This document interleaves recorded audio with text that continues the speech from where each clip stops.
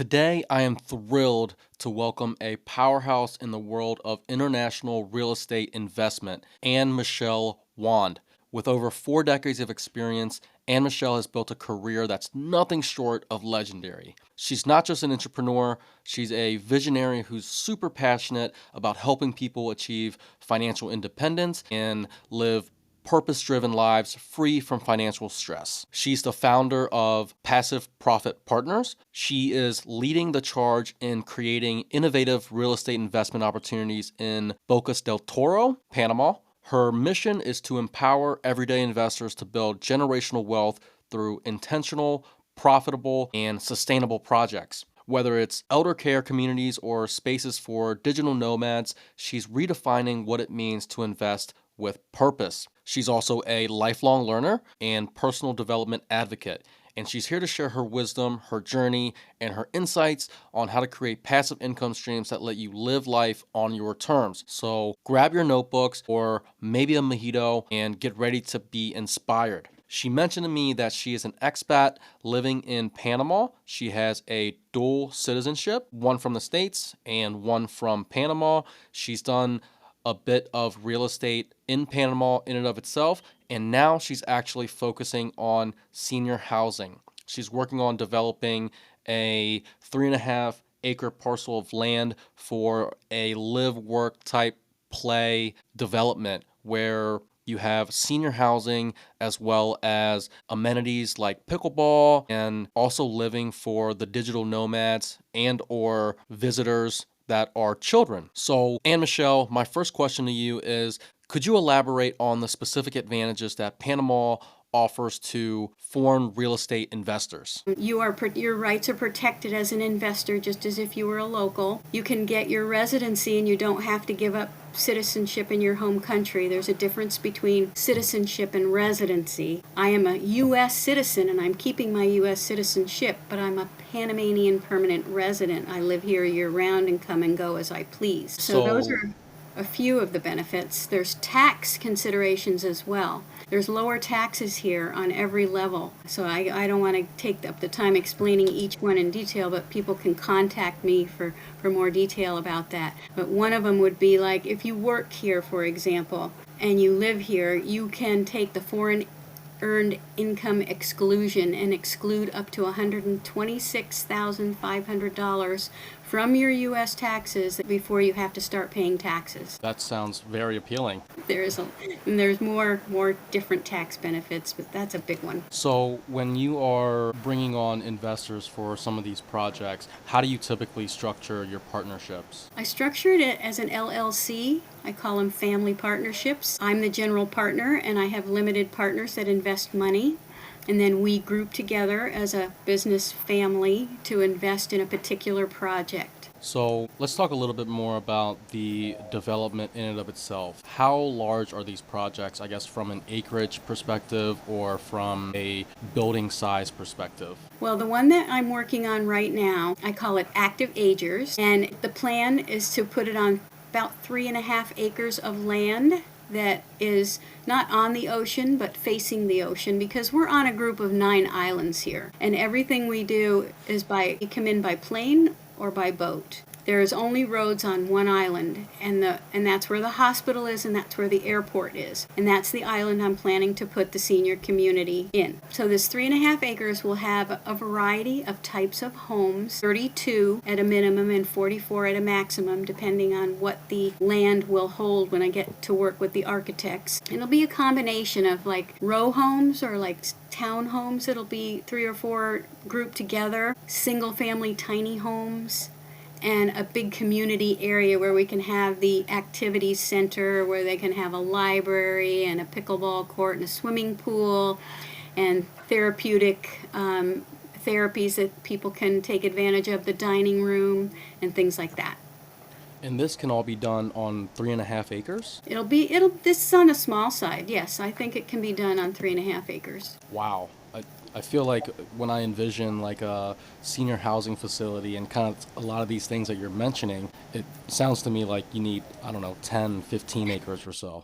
Well, it may get to that in the future. What we're thinking now is I'm transforming the original thought that most people have about senior housing. It's not going to be a typical senior home where you live in a big building with apartments and elevators and all of that thing. It's going to be very different, and it's going to be very enlivening for people in their elder years and for their children. Gotcha. So does a lot of this have to be vertically built to where there's multiple floors for almost an apartment for senior housing, yes? Some of it will be, and some of it won't be. It's going to be a mix of housing, and I really have yet to see exactly how many homes will fit on this particular land. The architects are working on it now, but my original plan was for 32 units. Wow, okay. I really do love that plan where you're having, the activities on the outside for the seniors, and then also housing for visitors, like their children and whatnot. So it creates Right. this atmosphere of cohesiveness,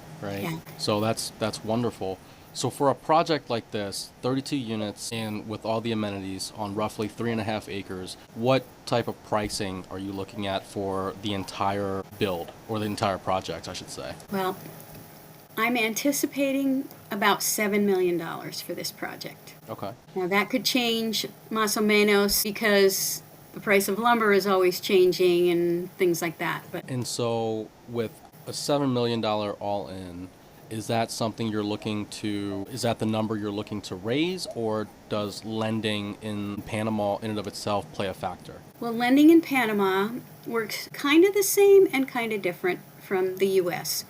There are no mortgage brokers here. You get a loan from your bank, and a lot of the loans are commercial loans. And the loans that are for individual housing are more in the cities, not in the rural areas like us. So most people who come to Bocas, which is a more rural area, do pay cash or get owner financing. However, this project being a commercial project will be able to be financed by a bank at a later date. I could apply for financing once I raise the down payment, but I'm choosing very specifically to raise all the cash to do it, fill it up and get it cash flowing, and then apply for the bank financing and pull the investor's cash out at that time. And that will take about 5 years. 5 years, okay. So a $7 million complete raise. Now, on your partnership structure that you mentioned, how does that split look, and what can the investor anticipate from a return perspective? Well, we're anticipating a cash-on-cash return of up to 15% depending on the occupancy. And from my calculations, we're going to break even at about 23% occupancy because we'll be providing above average rents for here, but low compared to what you could get the same thing for in the States, about half the cost of what senior housing would cost in the States, and get the same or better amenities here. And so that increases returns for investors. Once we get to a certain level, I can't explain in detail. I can send to people my sheets on that in detail, but basically after we reach full occupancy and and a certain level of cash flow, it'll be an 80-20 split for the 80-20 investors. split. Gotcha. So you mentioned break even is at roughly 23% occupancy. At 23%, we should break even on expenses. On expenses, gotcha. And then you mentioned a cash-on-cash return of 15% at what occupancy? At 85%. 85%. Do you know the general, and I don't know if there's a product like this out in Panama currently, but if there is, are there any comps that you're seeing in terms of the typical vacancy rates in the area? There is not a product like this in all of Panama. In Panama City, where about 2 million people of the 4 million that live in Panama live, there are some assisted livings. They're more traditional, and they don't, it's not the same. So there is nothing like it. This is filling a gap that hasn't been done yet. Gotcha. So it looks like, or it sounds like, basically from your experience of living in Panama, you're kind of seeing a need for this particular product, or was there something else that kind of triggered that? No, I'm seeing a definite gap in this housing, and that's sort of been my name as I've gone through my evolution in real estate and in Panama, because I've invested in a lot of things and done a lot of real estate. Like I said, I had my own franchise for 10 years and helped people move here, sell their homes, build their homes, buy their homes. I build and sell one single family home a year just as a side hustle, and I've been successful with that for the past 3 years. My third home is currently on the market. And so I'm not going to say that that I have experience building 32 units, but I have a great team around me of people who have, that are working with me to help me bring this to fruition. And I'm known as a gap filler. I saw a need for a real estate company when I moved here, and I couldn't resist. I said, there's a boom coming. There's not enough real estate companies, especially one that's global. And I opened my franchise, was hugely successful, grew the company, and sold it. So I have a knack for seeing what's needed and then filling those gaps. Sure. So the build cost here, lumber prices aside, do you know what that cost number per square foot is? Per square foot? Well, I'm putting in an average per square foot of the apartments and the places that need handicapped access and all of that. I'm putting that at $200 a square foot. But the hallways and the common areas and the offices and things like that can be built for much less. Probably 125 a square foot. So if you average that together, what is it, 132 or something? But that would be my anticipated build costs. And I put in a contingency fund for inflation in case it's more than that. Gotcha. Does the development process, and I guess maybe from a zoning building permit perspective as well, is that different from, let's say, building in the U.S. or development in general in the U.S.? It's similar, but not exactly the same. You do apply for permits. I anticipate it taking about 6 months for us to do the drawings, submit them, get approved, do the basic infrastructure that'll be required to build. And it's the same in that respect. What's different? It's easier because there's not really zoning. You can put live work together. You don't have to be in a specific zone. We do have some rules, but not as many rules as in the U.S. Like, for example, because our island has a plane that comes in to the landing field and the island isn't very big, you can only build 3 stories or 4 stories if you put it in an elevator, because the planes landing have to go over all the buildings in order to reach the landing field in certain areas. So there's that rule. But as far as zoning, where you have to put commercial here or homes here, there's a lot of live work stuff that gets done here. Okay. Could you discuss the key risks that are associated with investing in international real estate and how you plan to mitigate them or how you have mitigated them? Well, one of the ways I already mentioned, by building with cash on land that we know will appreciate because they aren't making any more oceanfront property, we protect our investors by purchasing in the locations that are desirable and building on those locations. The risks would be that there might be delays because of weather or supply chain or labor shortages, but those are the same anywhere. I see. So outside of delays and whatnot, do you anticipate seeing fluctuations in prices down the road? Because I'm sure a development project like this is probably going to take at least 12, maybe 18 months or so to get kind of up and running. And I don't know what you anticipate timeline-wise. You're exactly right. 12 to 18 months to get up and running. And sure, that's why I built in the contingency fund, because in real estate, it always takes longer and costs more. Absolutely. Absolutely. So I'm trying to anticipate that the best I can. Of course, real estate investing does have risk.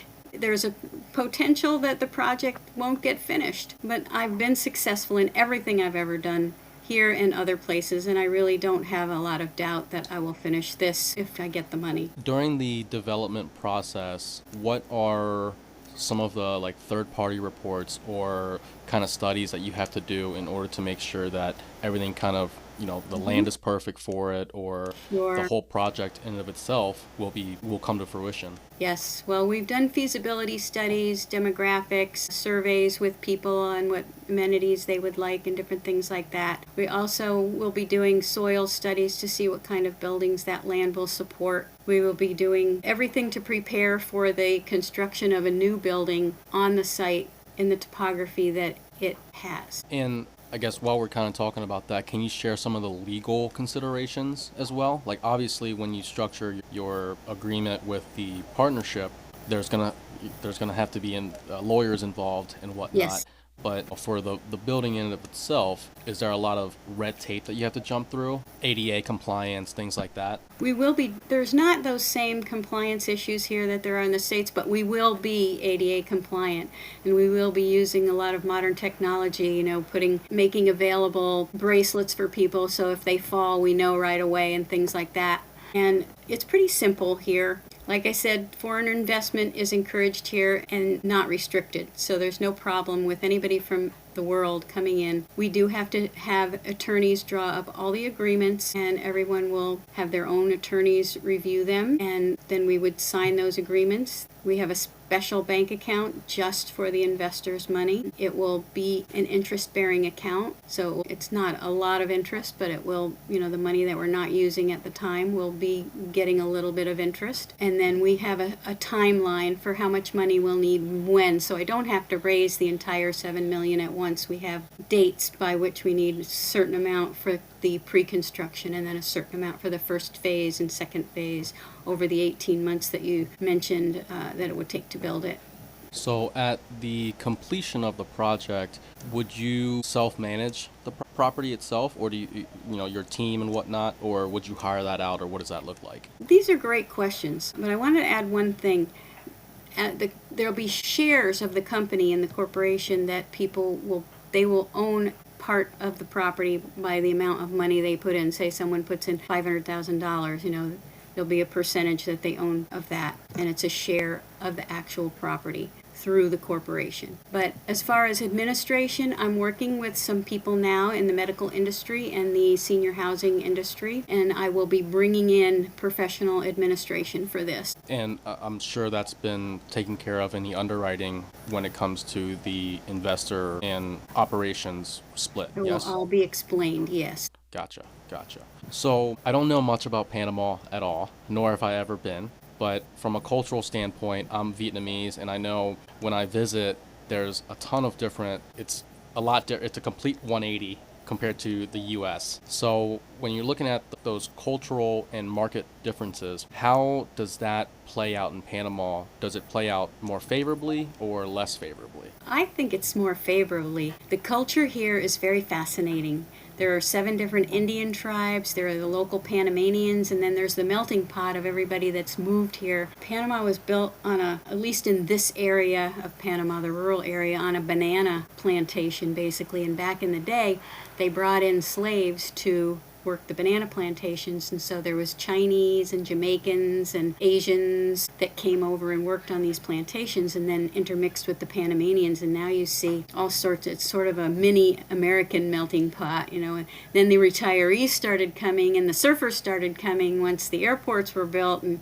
we've got everybody here. And these days it's international. We have people from Canada, Italy, France, Germany, Austria, Australia, New Zealand, almost every country. A lot of Chinese here, a lot of other Asians. I'd say that the Asian population, both Vietnamese, Chinese, Thailand, all of that, own most of the grocery stores. Sounds about right. So the currency in Panama, you mentioned they also use the US dollar and they have their own currency as well. Now, Yes.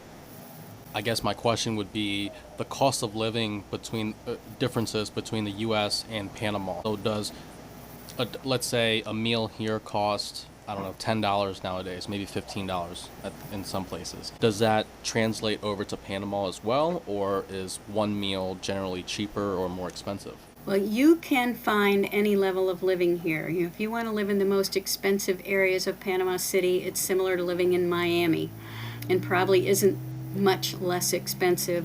Is less expensive, but not as much as when you go to the outlying, less developed areas. I would say from our experience, and we've lived here now for 15 years full time, when we started and bought land here 25 years ago, it was about a third of the cost of living in the U.S. Now it's, I would say, 20 years later, about half. So you can live here for about half the cost of what it would take for you to live in most places you would want to live in the States. Wow, that's incredible. That It's you can incredible. still find The a good dollar cost is of 1 to living. 1 to Balboa to dollar is 1 to 1, so it's no exchange rate. So during the COVID pandemic, what was it like in Panama? Obviously, you're pretty restricted when it comes to imports, right? So what did that look like during that era? I felt so blessed to be here during COVID. It was one of the easiest places to be during that period of time that was so awful for so many people. In Bocas del Toro, which is a small town, right? We have these islands. There's maybe 12,000 people here in this area of Panama. We had 300 cases approximately and no deaths. We were restricted to our homes, but since I live on an island, off the main island, and my house is right on the ocean, so I could still go swimming and I could still go into my backyard. I didn't really feel that restricted except when I went to town and I had to wear my mask, and only certain days you could go to the grocery store and get your groceries or do anything you needed to do in town. So we were restricted and we did have effects, but Panama shut the borders immediately and kept the number of cases down. I don't know the statistics for Panama City, and I probably would not have liked living in a condo in Panama City. I'm sure it was much more restrictive. However, where we lived and where any of the rural areas were, I don't think it was too bad at all. Gotcha. So, since we're really close to water, and I don't know if Panama has ever gotten any natural disasters like hurricanes or anything, but Ooh, does question. insurance play a role here? Is it more expensive, kind of like how Florida is, or what does that look like? Really interesting. Yes, we are on the ocean, the Caribbean Ocean, and they do have a Pacific Ocean on the other side of the country, so we have two oceans. And we are feeling the effects minimally of the ocean rising from climate change, and so most people are choosing to build higher up on the hills instead of right on the ocean. Although our house is right on the ocean, but we built 2 stories up on pier posts, so we do not have hurricanes here. We're out of the hurricane belt. We haven't, and the worst thing, that's nothing bad has happened since I've been here in 25 years. In 91, I believe they had a minor earthquake that did some damage, but not since then. And we occasionally feel the tremors from Costa Rica or from earthquakes that happen in the middle of the ocean. We feel a few shakes. That's the most I've experienced in 25 years. There's really no natural disasters. In other parts of the country, there has been flooding in the mountains where the water comes down. It's washed out some roads, but again, here in Bocas, we haven't experienced that. We do have parts of the year when the surge is bigger than other times. The surfers love it, and us regular people don't like it so much because it bats our boats around. But nothing close to a hurricane. We do have an occasional tropical storm where it gets very windy and has normally the damage that's done is people who, say, haven't maintained their dock might blow away. And as far as insurance is harder to get. It's not expensive. It's really actually cheap to get insurance, but there are certain criteria to be able to be insured. For example, there's, like, I remember I mentioned there was rights of possession property. Insurance companies won't insure rights of possession property, only titled. So it's an incentive to make your property titled if you do buy ROP. But ROP has no property taxes, so there's advantage and disadvantages, right? A lot of people here will self-insure. So if something happens to your house, you have to fix it yourself. You don't have an insurance company. But as far as commercial properties, there is insurance, and I will definitely be getting insurance, and it's very reasonable. Yeah. Now, I'll piggyback off that because you did mention taxes. What does taxes look like in Panama? Taxes are very low here compared to the States. Their top rate is 25%. And that's only if you do business in Panama and your money originates in Panama. They don't tax anything brought from the outside. So if you have a digital business or you have a business where your funds originate outside the country, you're not taxed at all here. Now, me as an American citizen, I have to pay taxes in the United States no matter where my income's from. So I pay, but because of the exclusion, I virtually paid low or no taxes the whole time. You can combine those tax strategies between being an expat in Panama and the low taxes here. I probably paid more taxes in Panama than I paid in the States because of that exclusion. Oh, wow, incredible. So, aside from the senior housing project that you are involved in, where do you see the Panama, or I might be saying this wrong, Panamanian? Panamanian? Panamanian? Okay, there you go. Panamanian real estate market over the next, let's say, 5 to 10 years? I know it's changed drastically in the past Yes. 20. Yes. Do you foresee that continuing the same trend in the next 5 to 10? Yes, I see another boom happening as more and more people leave the United States and want to find their dream somewhere else. They see they're uncertain. They're uncertain about finances. They're uncertain about government, and they would like to find some security somewhere else. I see a lot more people going to want to move outside the United States, and another boom happening. The government has really gotten on board with tourism and providing infrastructure for that tourism. For example, in Bogus right now, they are repaving all the streets and roads.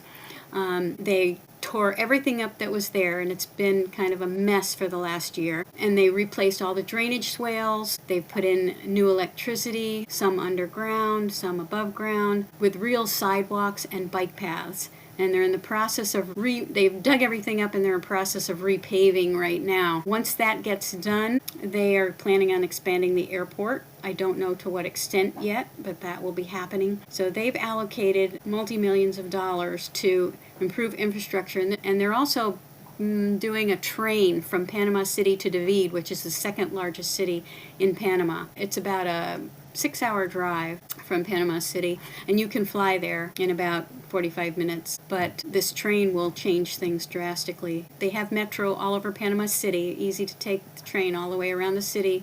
They have a great bus system, but this train from Panama City to David will be the first of its kind across the country like that. Wow. And it's in process right now. So it sounds like there's a lot of development going on in the country in and of itself. Are you seeing that the country itself is putting their funds into these developments, or is it coming from outside countries? They're leaving the developments to the individual developers with Panamanian businesses and foreign investors. There's people, like I said, people born here, Panamanians that are huge developers, and then there are also foreign investors doing developments here all over the country. Certain hot spots more than others. Bocas is one of those hot spots. Boquete is another hot spot, and there's some up and coming ones in areas that haven't been developed before. Vanao and Santiago area, which is on the Pacific side. I see more tourism growing. Right now, we still have the cheapest land in the Caribbean. That won't always be true. You can, if you went to Aruba, for example, it'd be multi-millions of dollars to buy a house on the beach. Here, you can still buy something like that for, 500 to a million, so it's way cheaper. It won't always be that way. I see the big money coming in, just starting to come in. We now have, oh gosh, when I first came here, there was only a few hotels, and the most expensive one was $35 a night. That was 25 years ago. Today, we have 2 high-end resorts, all-inclusive. We didn't even have all-inclusive resorts back then, that charge, $1,000 a night. Wow. What a jump, That's huh? a big change. The surfers are still coming here and staying in the hostels, but even the hostels have upgraded to Salinas. I don't know if you've heard of Salinas. I've not, no. It's like a worldwide hostel corporation, and they have them all over the world. And they built 2 of them here. So you can stay there from anywhere from $10 to, I don't know, $40 or $50 a night, depending on how much privacy you want. And then there's luxury hotels being built as well, that, like I said, that are high end, and anywhere in between from it. So you're like 100, 200, 300, up to $1,000 a night. That's incredible. Just kind of seeing this timeline unfold, and the increases and everything and the developments is pretty incredible. I kind of want to visit myself. That's the idea. You should visit yourself and check it out. Definitely. Whether you're a city person and want to live in Panama City, there's wonderful investments there. If you're a farmer, there's incredible teak plantations, mango plantations, lime farms, and all kinds of things you can get into there. There's mountain living with rushing rivers that you can take a canoe down, or whatever, they raft down the rivers in the whitewater. There's 75 degrees year round there. Or if you're a beach person, you go to the Pacific side or the Atlantic side, which is where I am, where it's 85 degrees year round. That sounds incredible. It sounds like great living, and you kind of have a mix of a lot of different amenities and different types of living, urban and or rural. Right, your choice. We have everything but snow. That's even better. You can't beat that. It's okay with me. So if there were investors out there considering diversifying their real estate portfolios to industrial real estate, let's say in particular Panama, what advice would you offer to those people or those investors? Oh, I would do some research. Now, I haven't done any research, but I would do some research on storage units, because there's so many people moving here and there's very little storage, for people, and housing, interim housing for people that come here but either want to build or haven't found where exactly they want to be yet.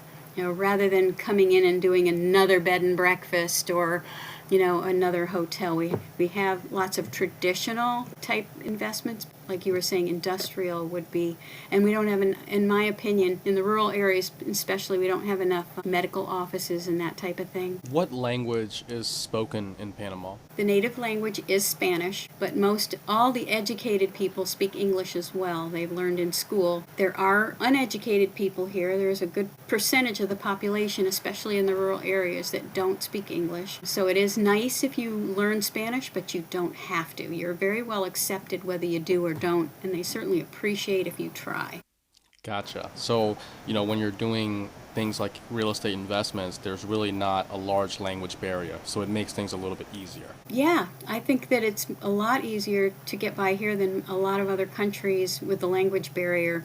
If I really have a problem, I may not be fluent in Spanish, but my construction foreman is.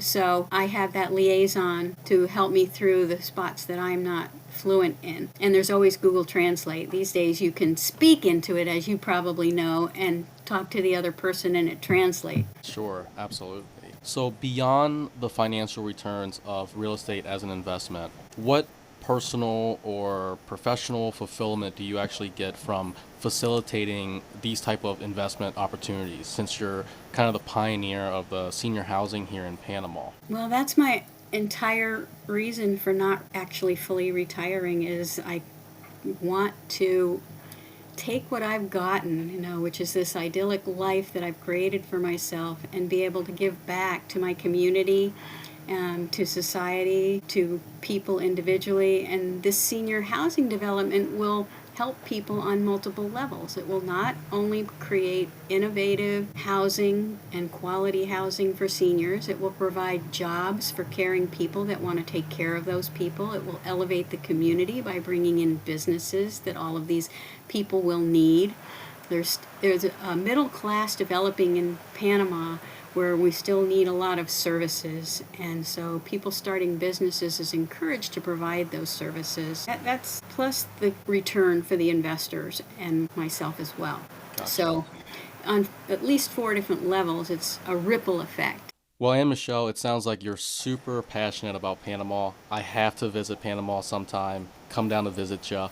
But for our listeners, could you explain one more time what you're doing, what you're looking to raise, and the splits and offering that you're giving to investors that want to partake in a project like this in Panama? Okay, you want me to summarize my project? I'm looking to build a minimum of 32 units on 3.5 acres in Panama in a place called Bocas del Toro, which is an island in the Caribbean with an airport and a hospital. I'm looking to raise $7 million total to develop this property, and the returns will be anywhere between 11 and 15% depending on occupancy, and the split after that will be 80-20.